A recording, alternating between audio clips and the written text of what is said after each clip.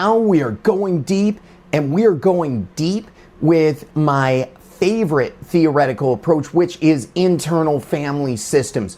Developed by the great Richard Schwartz, internal family systems. I call it the most exciting development in therapy and in healing in my entire life. The speed and the depth of healing that's possible with it is amazing.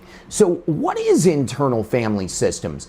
And if we are made in the image and likeness of God, then each of us is internally a family made up of different members or parts. We even speak of ourselves in terms of parts. For example, I might say, well, part of me really wants to have ice cream, but part of me says, no, don't do it, Tom, you're on a diet. And that's an example of two parts of me, not just having a conversation, but a disagreement. And in fact, one of the goals of internal family systems is to help the parts of the self to communicate better and agree more, and that is what we call integration. There are certain key parts of the self that we look at in internal family systems. So the first one is our conscious self. Our conscious self is our logical, virtuous, reasoning, emotive self. It's our best self.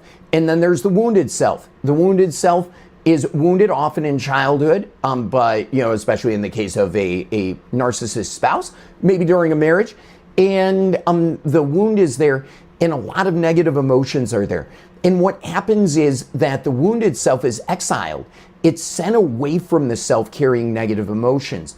It's just that sooner or later, that wounded self needs to unburden of negative emotions and return to the rest of the internal family system and reintegrate. And if part of the self is wounded, then there's another part of the self, often called a protector or even a manager. Even more commonly, I call it the guardian, the part of the self that keeps the self safe.